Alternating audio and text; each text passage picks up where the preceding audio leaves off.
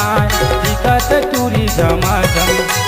आगूले ठाय पाछूले ठाय दिखत टूरी झमाझम एक दिन बादर आगे एक दिन बादर आगे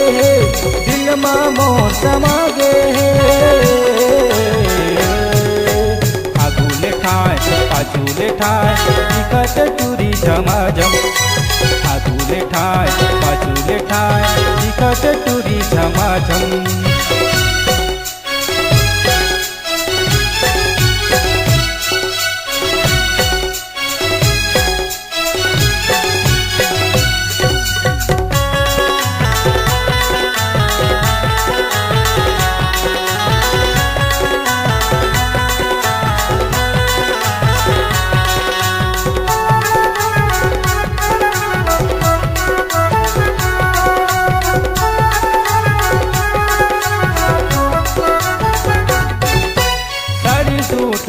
छोड़ के टूरी जींस टॉप लगाए हैं होठ मलालिया की चश्मा मुँह में पान दबाए हैं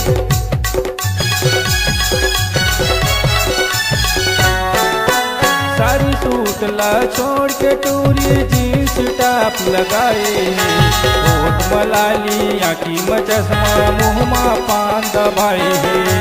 होठ मलालिया की चश्मा मुँह में पान दबाए हैं एक दिन बादर आगे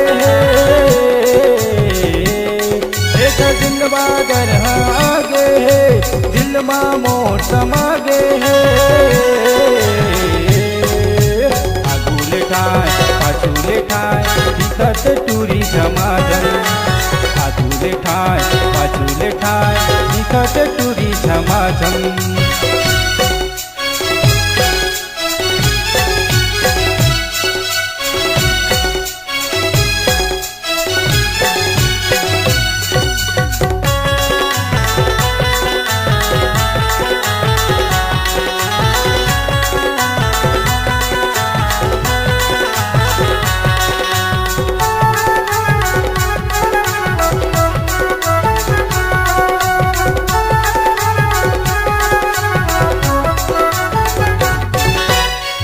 पानी के रूप सजाए अगू अगू मटमटाए कुंवारा टूरा मोला देख देख के अब बड़े मुचमुचाए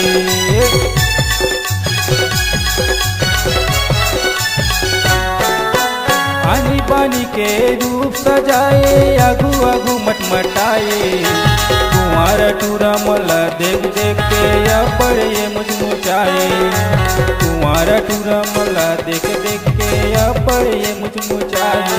एक दिन बादर आगे एक दिन बादर आगे दिल मामो समागे आगूले ठाय पाछूले ठाय दिखत टूरी झमाझम आगूले ठाय पाछूले ठाय दिखत टूरी झमाझम एक दिन बादर आगे एक दिन बादर आगे दिल मामो समागे आगूले ठाय पाछूले ठाय दिखत टूरी झमाझम आगूले ठाय पाछूले ठाय दिखत टूरी झमाझम आगूले ठाय पाछूले ठाय दिखत टूरी झमाझम आगूले ठाय पाछूले ठाय दिखत टूरी झमाझम। अगर कमाना चाहते हैं आप नाम,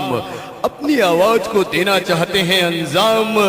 डिजिटल रिकॉर्डिंग के दुनिया में उभरता हुआ नाम Kanha recording studio Navagarh. Mobile number 9826220587 और दूसरा मोबाइल नंबर है 8103047783।